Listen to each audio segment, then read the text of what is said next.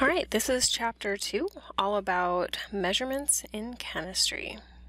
So units of measurement are going to be a very important part of this course. There are many measurements in everyday life. We can talk about weight, we can talk about the temperature outside, we can talk about someone's height. Again, everything is going to be based on a measurement and a particular unit associated with that measurement.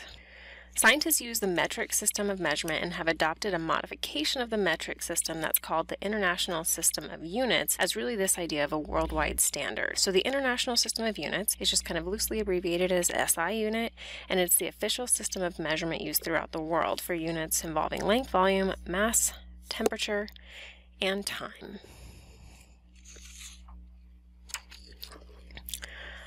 Volume is really just the space occupied by a substance. Now the SI unit for volume is the cubic meter, but really most of the measurements that we will see throughout the course of this semester are going to involve things like liters or milliliters, and it will really just be question dependent. There are other units of volume that we'll talk about converting to, namely we can convert milliliters to quarts, which is more of a US system of measurement, and we'll also talk about prefixes later on in this chapter and how the liter relates to the milliliter value. Length is generally measured in units of meters in both the metric and the SI system, but again, it's really going to be question dependent. So it says that units of centimeters, cm, are often used by chemists, but it will always be question dependent. Most rulers have inch markings as well as centimeter markings, and we'll talk about converting from one to another as we progress. The mass of an object is really just a measure of the quantity of material that it actually has. Generally speaking, in a lab setting, it can be measured with an electronic balance. The SI unit is that of the kilogram, kg, and it's generally measured by grams if we're talking about these electronic balances. But again, as I've mentioned previously through the last couple of slides, it will really be question dependent as to what unit of mass you will be calculating.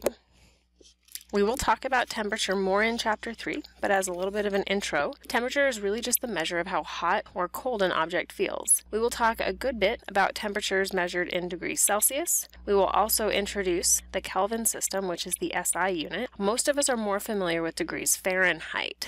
So 32 degrees Fahrenheit is the freezing point of water, which corresponds to 0 degrees Celsius. The boiling point, I feel like most students know that water boils at 100 degrees Celsius, but what that actually corresponds to in degrees Fahrenheit is 212. A note at the bottom, it says the Kelvin scale for temperature actually begins at the lowest possible temperature of 0 Kelvin. So with respect to that, that means that on the Kelvin scale, there are no negative temperatures. Time will also be a measurement we will discuss. It says time is based on an automatic clock and is measured in units of seconds in both the metric and SI system. Most of us are fairly comfortable converting between seconds, minutes, hours, but we will address that specifically as we progress through this chapter. With all of these measured numbers that we will be working with, we also need to address this idea of significant figures. So here on, throughout the slides, I will not write out the term significant figures. I will just simply abbreviate it SFs. So when we are talking about measured numbers, we have to use a tool to obtain those values. Very literally, we are measuring something.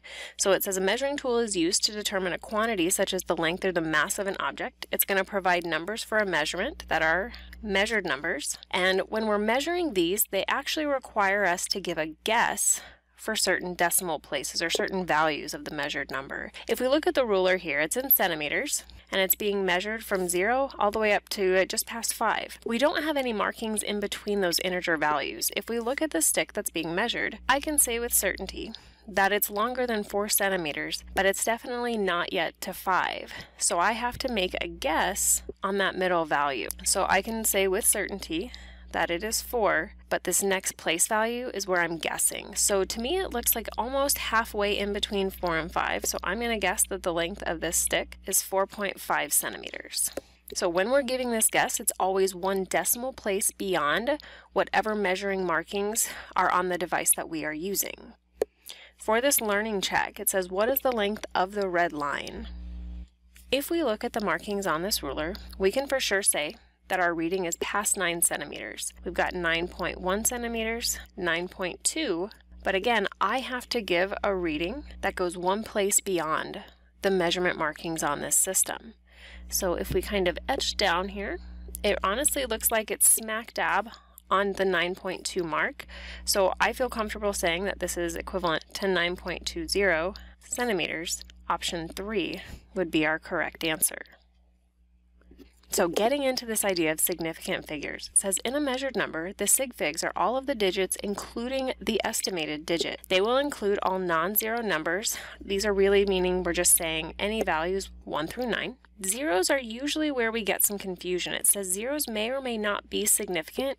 It's honestly going to depend on the position of the zeros in the actual value itself. So table 2.2 from your text is giving us some examples with answers written out and the rules going down on the left-hand column, but we're going to just work some questions together and discuss the rules as we progress. So first up, all non-zero numbers in a measured number are significant. So again, any digit value 1 through 9 will always be significant. So 38.15 centimeters, all integer values. So we have 4 sig figs for this measurement. 5.6 feet has 2 significant figures. 65.6 pounds coming in with 3 significant figures. And last but not least, 122.55 meters, again, all integer values. So all of those count. We have 5 significant figures. Starting to look at zeros and decimal numbers. So zeros that are at the beginning of decimal numbers or very small numbers, less than 1, are not significant. They're really just a placeholder value. So 0.44 kilometers. That 0, again, is just a placeholder. It's telling us it's very small. So we only have 2 significant figures for that value. 0.022 grams. Again, the 0.0, those are just placeholders. So only the 2's are significant. So we have 2 significant figures there. And 0.003 seconds. Again, all 3 of those zeros are just placeholders. The only value that's significant is our integer value, so this value only has 1 significant figure. Looking at some more zeros, when we have zeros that are sandwiched in between digit values, those will be significant. 50.08, we have 2 zeros here, but again, they are in between integers, so everything here will be significant. So we now have 4 significant figures for 50.08 kilometers. 201 minutes. Again, the 0 is sandwiched in between 2 integer values, so everything counts. We've got 3 significant figures. 0.0702. So this is incorporating some of the rules we just talked about on the previous slide. Those leading zeros are not significant. They are just placeholders to note that we have a small value. The 0 that is in between the 7 and the 2, because it is between integer values, it is significant. So the 7, the 0, and the 2 are significant, so we have 3 sig figs. The last one, again, that leading 0 in 0.40505 meters is just a placeholder, but the remaining zeros are sandwiched in between digits, so those will be counted as significant, and we have 5 significant figures. When we have a decimal in place with integers coming before it, those zeros will be significant. So in 200 with a decimal, since we have an integer in front, the zeros after that 2 will count, and it's all because of that decimal place. So 200 decimal minutes has 3 significant figures. Here we have 40.00 grams, so we have an integer in front of all of those zeros, and we have a decimal place, so even everything after will also count. So 40.00 grams has 4 significant figures. 0.0440 seconds. Those first 2 zeros are just placeholder zeros, so those do not count. But because we have a decimal, wherever that first integer starts, going on back, everything else will count. So that 4, 4, and that last 0 will be significant. So 0.0440 seconds has 3 significant figures. So non-decimal numbers, so in an incredibly literal sense where we did not include the decimal point. These zeros are just going to be placeholders to tell us that we have this very large value, but we can't say for certain if those zeros are valid or if it was just a rounded off component. So 44,000 kilometers, no decimal point. The integers are always significant, but without the decimal point, those zeros, again, are just placeholders. So 44,000 kilometers without the decimal point only has 2 significant figures. 810 centimeters. Again, the 8 and the 1 are significant. This 0 is just going to be a placeholder. so we have 2 significant figures. And lastly, we have 6,150,000 grams. The integers 615 are significant. All 4 zeros, since we do not have a decimal place in position, are just going to be placeholders. So we have 3 significant figures. We will do quite a bit with scientific notation over the course of this semester, especially in the first third of this course. When you see numbers written in scientific notation, the value before the times 10 to a power is telling us exactly what is significant, and then the times 10 to a power are really just telling us our placeholder zeros. So we have 4.90 times 10 to the third meters. Everything in front of that times 10 to a power are significant values. So we have 3 sig figs here. 8.0 times 10 to the negative third kilograms. Again, I see 8.0. The 8, since it's before the decimal, is going to include the 0 after it in its sig fig, so we have 2 significant figures. And lastly, 6.0330 times 10 to the negative fifth liters. So again, we have zeros sandwiched in between integers. We also have an integer, a decimal, meaning everything after that decimal will count, so even that last 0 is significant. So we have 5 significant figures for that last value. Being able to convert numbers to scientific notation and back to what I generally just call a normal number notation also becomes important. And when we write things from a normal number notation into scientific notation, we have to pay attention to the significant figure values. So the value 500 with a decimal grams, the 5 and both zeros, because that decimal, are significant. So we have 3 significant figures. So if we take this value and convert it to scientific notation, I'm moving the decimal to the left 2 places. So our final answer would be 5.00 times 10 to the positive 2 grams. Remember, if your starting value is bigger than 1, your exponent will be positive. If it's a very small value less than 1, your exponent's going to be negative. We had 3 significant figures to start, so the value 5.00 must also contain those 3 significant figures. Next, we have 400,000 meters. There's no decimal place here, so that tells us that the only significant value is that 4, so 1 sig fig, and those zeros are all just placeholders. I still need to move this kind of imaginary decimal point to put it in scientific notation though. So I'm going to move it to the left 1, 2, 3, 4, 5 places. So in scientific notation, only showing 1 significant figure, it would be 4 times 10 to the 5th power, and meters is our unit. Last one, we have 0.30 centimeters. That first 0 is just a leading 0, so it is not significant, but because we have a decimal and then an integer, everything after will count. So both the 3 and the last 0 are significant. So we have 2 significant figures here, and if I convert this to scientific notation, I'm moving my decimal to the right by 1 place value. So in scientific notation, it is 3.0 times 10 to the negative 1 centimeters. All right, time for a learning check. Write each number in the correct scientific notation with proper significant figures. Question A. We have 3 leading zeros. Those are not significant, they are just placeholders, but once we hit that first integer, everything after that will count. So we have 4 significant figures here, and if I move my decimal to get proper scientific notation, I move it 1, 2, 3 places to the right. So in scientific notation, this would be 2.650 times 10 to the negative third meters. Question B, 43.026 grams. The only 0 is sandwiched in between integers, so all of these values are significant. So we have 5 significant figures, and I only need to move it 1 decimal place to the left. So my scientific notation answer would be 4.3026 times 10 to the first power grams.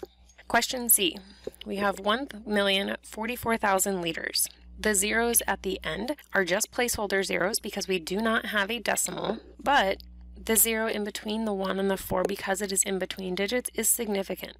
So this value has 4 significant figures. If I move the kind of imaginary decimal place, if you will, over, I'm moving it 1, 2, 3, 4, 5, and 6, and I have 1.044 times 10 to the positive 6 liters. All right, we've been spending this entire time talking about measured numbers. We also need to address this idea of an exact number. It says exact numbers are those numbers obtained by counting items. Definitions that compare 2 units in the same meaning can also be considered exact as well. So again, think of these as counting terms.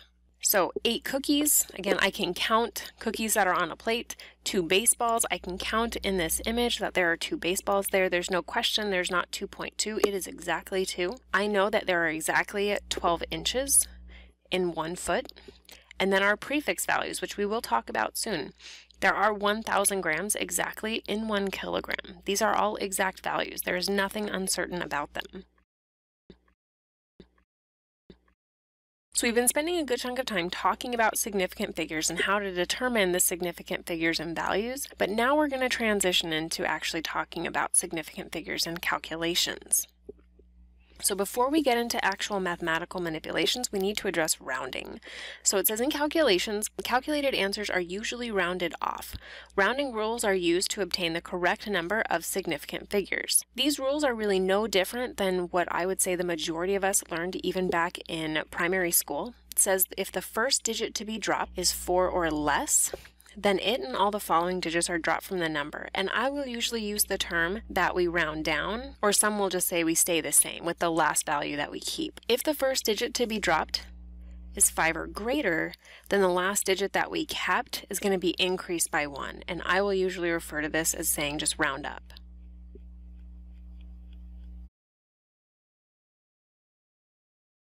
All right, I also want to address a common error when rounding, and that's when zeros are used as placeholders. And this usually comes about when we have a very large number. So let's take the value 33,426 meters. If we did all these calculations and we end up getting this at the very end, this is what our calculator tells us, but we need to round it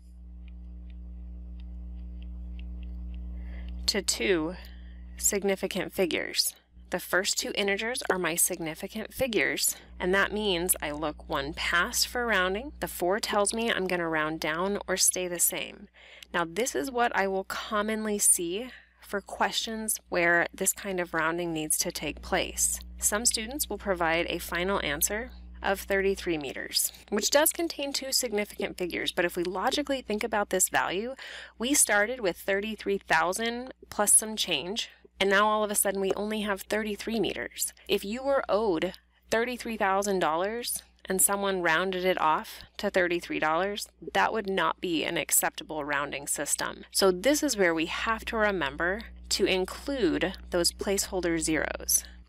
So we removed 3 values when we rounded, but I have to put zeros in there to hold the place. So if this is truly rounded off to 2 significant figures, it would round off to 33,000 meters, no decimal point. As long as I do not put a decimal point, those zeros are just placeholders. If I were to put a decimal point, that would make them significant. So always be careful with your decimal place values. Always be careful when you're rounding and make sure that you do not drop place values. All right, actually doing some calculations and then considering our significant figures. Multiplication and division are up first. In multiplication or division, the final answer is written to have the same number of significant figures as the measurement that has the fewest significant figures. So we are not going to round anything at first. We are just going to plug everything into our calculator and write out that initial answer. So if I take 2.8 times 67.40 divided by 34.8, I get a very extended decimal value. So I get 5.422988506. That's as far as my calculator goes out to. But now we need to address how to round this. So if we look at our values that we just multiplied and divided by, 2.8 contains 2 significant figures, 67.40 contains 4 significant figures, and 34.8 contains 3 significant figures. So we have to base our final answer on the value that we started with that has the fewest significant figures, and that small value was 2. So that means I need to round off my final answer to 2 significant figures. So 5.4 are my 2 sig figs. I look 1 past, the 2 tells me I'm going to round down or stay the same. So my final answer is 5.4. Remember, orders of operations and that multiplication division is commutative, meaning it does not matter the order in which we do it, as long as you're multiplying terms that need multiplied and dividing by terms that need divided by. So when you're using your calculator, more often than not, calculators will round off whole number values. And the problem is when we have zeros that we need to have in place to abide by significant figure rules. If we take 8.00 and we divide it by 2.00, if we were to plug this into our calculator, most calculators will simply say 4, because 8 divided by 2 is 4. But we have to consider significant figures. 8.00 has 3 significant figures. 2.00 also has 3 significant figures, which means my final answer must also contain 3 significant figures. So when I'm correcting this value, or rounding, or considering my placeholder zeros, I need to add in 2 zeros that are significant, so after that decimal place. So my final answer with regard to significant figures would be 4.00.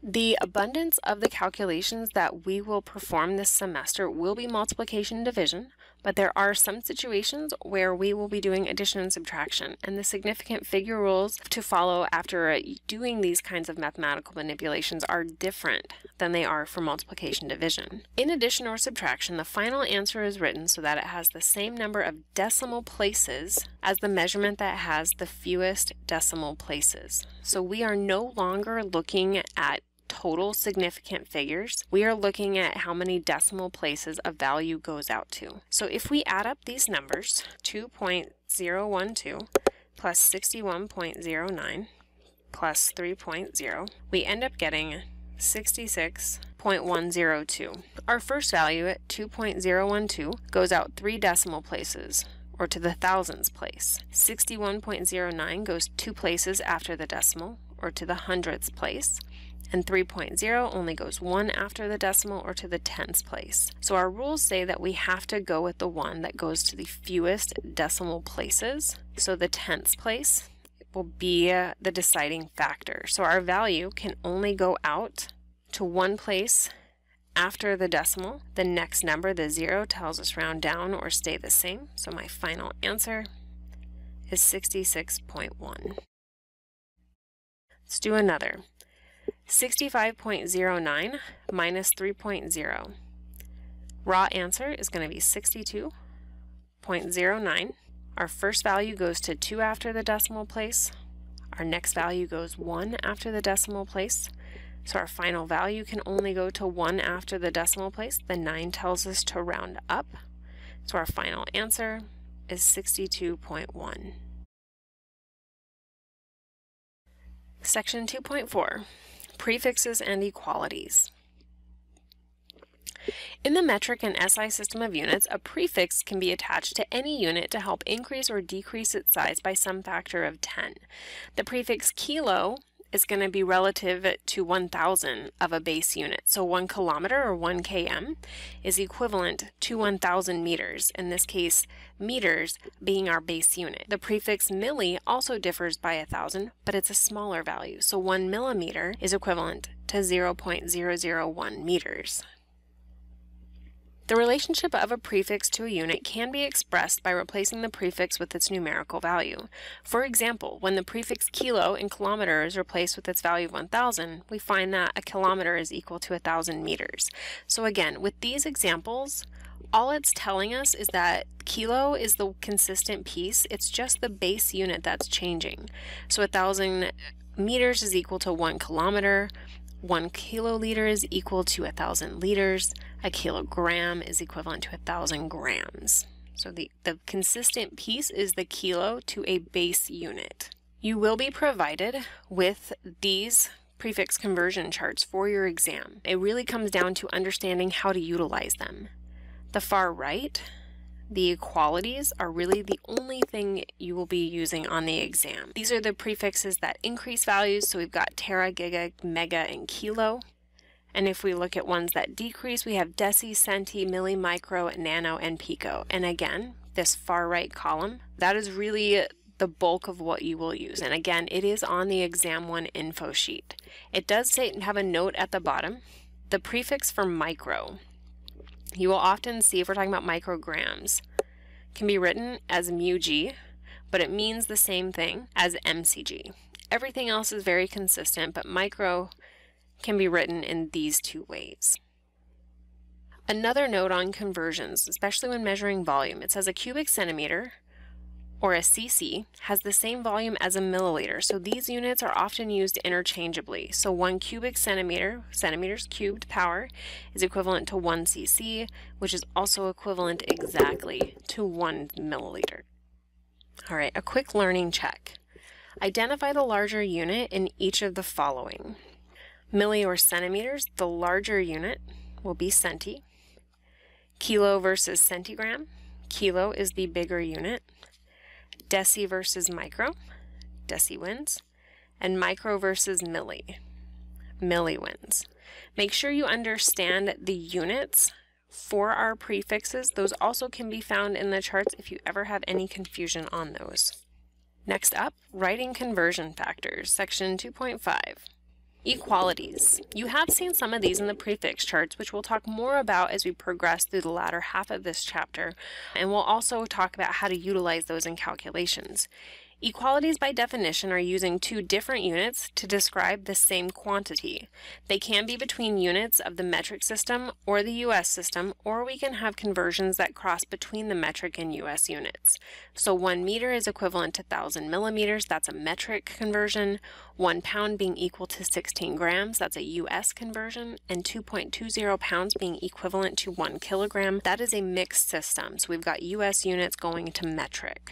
When we're using these equalities, we need to understand if we have to consider their values as being measured with significant figures or if they're exact. It says the numbers in any equality that are between two metric units or between two US system units are definition. Therefore, they are exact, and we do not use any of those values to determine significant figures of our final answer. So 1 gram being equivalent to 1,000 milligrams, that's metric only, so any prefix conversion is said to be exact. 1 foot being equivalent to 12 inches, that's a US conversion only, so it is exact. And if we think about time, there are exactly 60 seconds in 1 minute.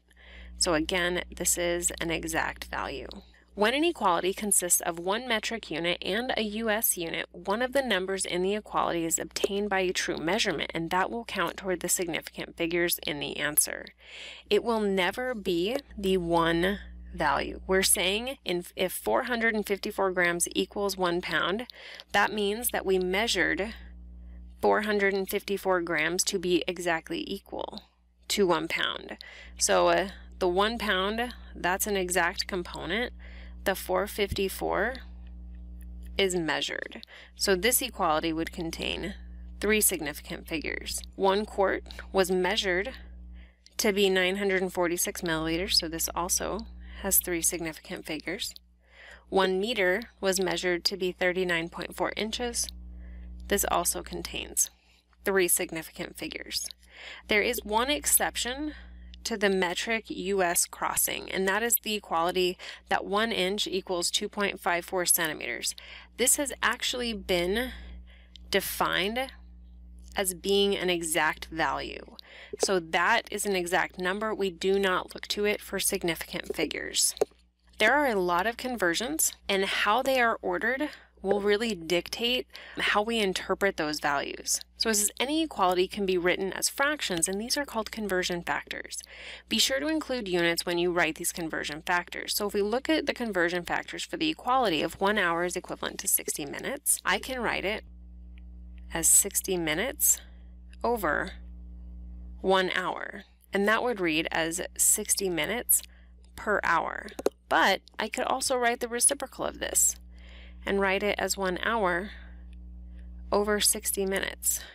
These are not the same conversion factor because the second one means 1 hour per 60 minutes. The per always means we are dividing by that next unit. The questions will really dictate what conversion factor you will be using, but it is always a safe bet to write out your conversions as an equality, and then we'll talk about how to kind of pick and choose what value goes in the numerator position versus what value will go in the denominator position. This is a chart of some common equalities, and you will be provided this chart for Exam 1. It is on the Exam 1 info sheet, so you do not have to memorize any of these. And kind of a quick rule of thumb for determining what values you have to consider for significant figures. Everything in this first column is metric only. That means that these conversions are exact. Everything in the second column is US only. So again, all the conversions in this column are exact. It's only this last column where we have metric to US conversions. These are going to be measured in numbers, so you have to think about significant figures. The only exception is the very first one, which literally says it is an exact value. All of the others contain measurements, and you need to think about how many significant figures they contain. Some conversion factors will be found in tables in your prefix charts, but some are actually written within a problem and they only pertain to that specific problem. So this first example, the car travels at 85 kilometers per hour. 85 kilometers per hour, that is an equality or a conversion factor. These fractional units can often lead to a lot of confusion, so it really is best to write it out as an equality. And this would be written out as 85 kilometers being equal to 1 hour. So now that I have the equality written out, I can write conversion factors for it. I could write 85 kilometers over 1 hour, or the reciprocal, 1 hour over 85 kilometers. Another example, the tablet contains 500 milligrams of vitamin C. So our equality within this question is that we have a tablet that contains 500 milligrams of vitamin C. So again, as an equality, it would be one tablet being equal to 500 milligrams of vitamin C. And from there, I can write two possible conversion factors. One tablet over 500 milligrams of vitamin C, or its reciprocal. 500 milligrams of vitamin C over one tablet. Percentages may also be given in a question. It says a percent is written as a conversion factor by choosing a unit and expressing the numerical relationship of the parts of this unit to 100 parts of the whole. For example, a person has 18% body fat by mass. So I could choose my unit here if we're talking about body fat, a weight, a mass, as kilograms. And what I could say then is that we have 18 kilograms of body fat being equivalent to 100 kilograms of body mass. And again, I could write that as two possible conversion factors, 18 kilograms of body fat divided by 100 kilograms of body mass, or the reciprocal, 100 kilograms of body mass divided by 18 kilograms of body fat. All right, another example of conversion factors within problems. It says Keflex or cephalexin is an antibiotic used for respiratory and ear infections. It's available in 250 milligram capsules. So a lot of gibberish here, but the piece that we care about is that we have 250 milligram capsules. So I can write my equality as 250 milligrams being equivalent to one capsule. And again, from there, I could write out fractions as I needed them. Time for a learning check. Write the equality and two conversion factors for each of the following. Meters and decimeters, jewelry that contains 18% gold, 1 gallon of gas is $2.40. All right, question 1, meters to decimeters. For this one, you'd have to look at your prefix chart, but we could find that there are 10 decimeters equivalent to 1 meter.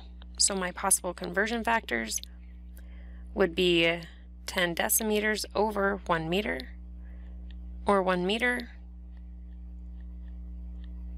over 10 decimeters. Jewelry that contains 18% gold. I'm going to go with grams for this one, just as a mass measurement. So I can say then that 18 grams of gold is equivalent to 100 grams of jewelry. So again, fraction-wise or conversion factors, I could write it as 18 grams of gold over 100 grams of jewelry, or the reciprocal, 100 grams of jewelry over 18 grams of gold. Lastly, 1 gallon of gas is equal to $2.40. So 1 gallon of gas is equal to $2.40. So my conversions would be 1 gallon of gas over $2.40, or $2.40 over 1 gallon of gas. All right, using problem-solving skills and unit conversions, section 2.6. The problem-solving process begins analyzing the problem in order to 1. Identify the given and needed unit, 2. Write a plan that converts the given unit to the actual needed unit, 3.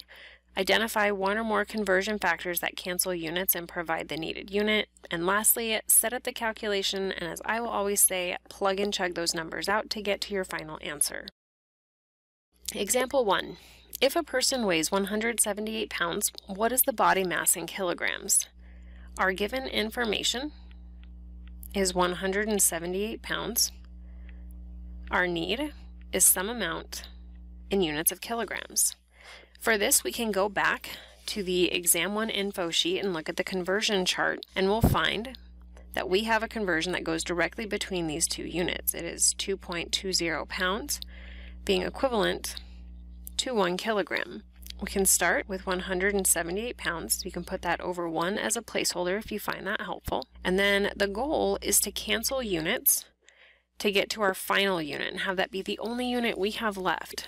So right now, pounds is in the numerator position. In order to get pounds to cancel, I need units of pounds in the denominator. So that means that the 2.20 pounds will be in the denominator, 1 kilogram in the numerator. My pound unit now cancels. If I calculate this, I have 178 divided by 2.20. So I do get a repeating decimal value. It's 80.909, and it repeats. My only unit left is in terms of kilograms. We have to think about rounding now. Our value, 178 pounds, contains 3 significant figures. Kilograms to pounds is a US to metric conversion, so we do have to consider it for sig figs. So the 2.20 also contains 3 sig figs, so that means my final answer must only be rounded off to 3 significant figures. 80.9 contains the significant figures I need. The 0 tells me to round down or stay the same, so my final answer is 80.9 kilograms. In problem solving, 2 or more conversion factors are often needed to complete the change of units. To set up these problems, one factor will follow the other. Each factor is arranged to help cancel the preceding units until the needed unit is obtained. Remember, multiplication and division are commutative, so it does not matter the order in which you place these. As long as you have units in a numerator and a denominator position, your units will continue to cancel. Example 1. A doctor's order prescribed a dosage of 0.150 milligrams of Synthroid. If you only have 50 microgram tablets in stock, how many tablets are required to provide the prescribed dosage? So there's a lot of words here, but there's only a few parts that we actually need to pay attention to, and I'm going to highlight that. We have 0.150 milligrams of Synthroid. We have 50 microgram tablets. And it says how many tablets. So pulling those out of the question, our given, we have 0.150 milligrams, and I'm going to abbreviate Synthroid as just SYN.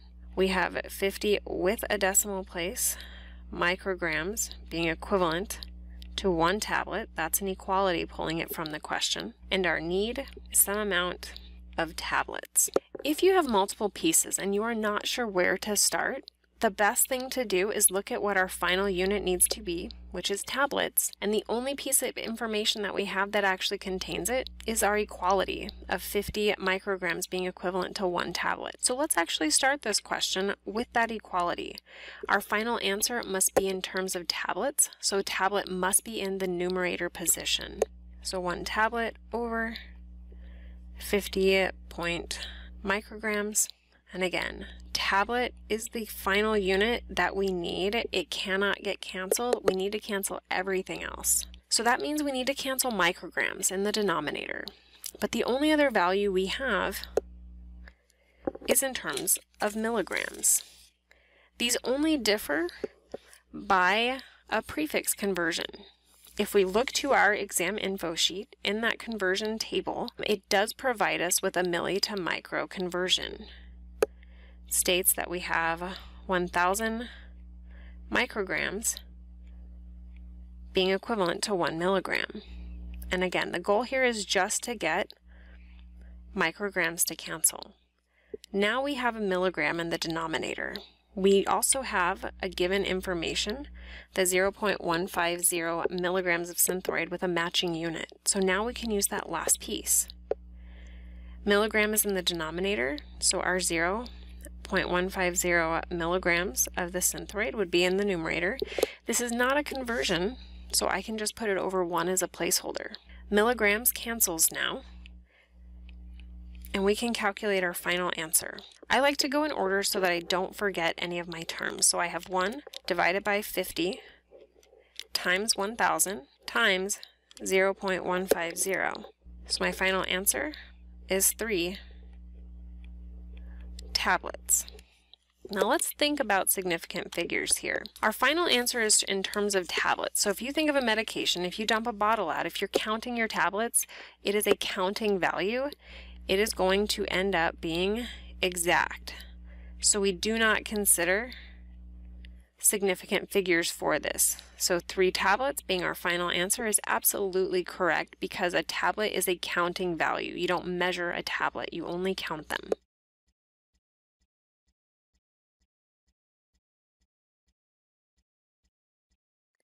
Section 2.7, Density. Density compares the mass of an object to its volume. It is defined as the mass of a substance divided by its volume, this constant ratio. And if I give you an equation, density again equals mass of a substance over the volume of a substance, or density equals m over v. Substances that have higher density tend to contain particles that are more closely packed together. Lower densities contain particles that are farther apart. Metals such as gold and lead have higher densities because their atoms are packed very closely together. So relative to water, they are more dense and will sink in a solution. If we think about ice and how our molecules expand to make an ice cube, it is now less dense than water, so it would float in this solution. These values here are just examples. You do not need to memorize those. Taking a look at units.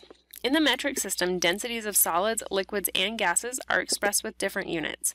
Generally, solids and liquids usually have densities given in grams per cubic centimeter or grams per milliliter. If we're talking about a gas, sometimes it'll be grams per liter. The units will vary from question to question as long as for your units you have a mass unit over a volume unit. That is a value of density. You do not need to memorize this chart. It is just giving us some examples. Water is kind of our universal set point, and at 4 degrees Celsius, it has a density equivalent to 1 gram per milliliter. If we think about things like carbon dioxide, it has a density of 1.96, so it's much heavier than that of other gases. And this is giving us values in terms of grams per liter. Generic air, dry, meaning no moisture in it, has a density of 1.29 grams per liter. If we think about body fat, it's less than the density of water, 0.909 grams per milliliter. Again, these are just examples. No need to memorize these. How we actually calculate density is pretty rudimentary. So it says density using volume displacement. It says the density of a zinc object is calculated from its mass and volume. We can literally take this sample of zinc and put it on a mass and get a weight. So the mass from that scale is 68.60 grams. We can get a volume now by actually submerging it in liquid and seeing how much volume is displaced. If we look over at these graduated cylinders off to the right, our water measurement started at 35.5 milliliters, and after we added the zinc, it increased to 45.0 milliliters. So the volume of our object is going to be the difference in those values. So 45.0 milliliters minus 35.5 milliliters, that means the volume of our zinc mass is 9.5 milliliters. Now density is mass divided by volume. So we've got 68.60 grams divided by 9.5 milliliters. If we think about our sig figs, 68.60 has 4 sig figs, 9.5 milliliters has 2 sig figs. Our final answer can only go to 2, and we are getting 7.2 grams per milliliter. Another learning check. What is the density in grams per milliliter of a 48.0 gram sample of a metal if the level of water in a graduated cylinder rises from 25.0 milliliters to 33.0 milliliters after the metal is added? So our mass is 48.0 grams. Our volume, we can calculate the change in the level of liquid in the graduated cylinder. So 33.0 minus 25.0 milliliters. So the volume of this system is going to be 8.0 milliliters. Density is just our mass over our volume. So 48.0 grams divided by 8.0 milliliters. Again, thinking about significant figures, 48.0 has 3 sig figs, 8.0 has 2 sig figs, so our final answer would actually be 6.0 grams per milliliter. Sometimes a question won't be asking you to calculate density, but we can use it as a conversion factor. Example 1. An unknown liquid has a density of 1.32 grams per milliliter. What is the volume in milliliters of a 14.7 gram sample of the liquid? So pieces we need to consider. We have 1.32 grams per milliliter. It's asking about a volume in milliliters, and we know that we have a 14.7 gram sample. There are a couple of ways that we could tackle this. The first being the more dimensional analysis method, where we are setting our system up and canceling units. Our given piece, 1.32 grams, I'm going to write it as being equal to 1 milliliter. We have a 14.7 gram sample, and our needed information is some amount in milliliters. We need a final answer in milliliters, so we could justifiably start with the density conversion. 1 milliliter divided by 1.32 grams. Again, I know my final answer has to be in terms of milliliters, so I have to keep that in place. Grams needs to cancel though. So I can take and multiply this by my other piece of given, 14.7 grams. It's not a conversion factor, it's just a value, so over 1 is a placeholder. Grams cancels, and milliliters is the only unit I have left. Each of these values contains 3 significant figures, so my final answer will be rounded off to 3 sig figs as well. We've got 1 divided by 1.32 times 14.7. My final answer is 11.1 milliliters. The other option is to set this up as a ratio. So we know that 1.32 grams is equivalent to a milliliter, and that ratio has to be equivalent to this new system, which had 14.7 grams over some unknown x amount of milliliters. So to get x out of the denominator, we just need to cross multiply. So x milliliters will still be equivalent to 14.7 grams divided by 1.32 grams times 1 milliliter. Our grams cancel, so milliliters as our unit is correct, and we're still taking 14.7 divided by 1.32. So our final answer is still equivalent to 11.1 milliliters. On the exam, as long as I can see your work, I can follow your units and your thought process. Either of these would be acceptable. Units must be included at all times. Last topic for Chapter 2, specific gravity. Specific gravity is abbreviated SPGR, is the relationship between the density of a substance and the density of water. Specific gravity is calculated by dividing the density of a sample by the density of water, which at 4 degrees Celsius is 1.00 grams per milliliter. A substance with a specific gravity of 1 has the same density of water, and this is temperature dependent. Your equation that you would need to know is that specific gravity is just the density of the sample over the density of water. Realize we are dividing density values, so the term specific gravity has no units. They should balance or cancel out perfectly if you're dividing a density by a density.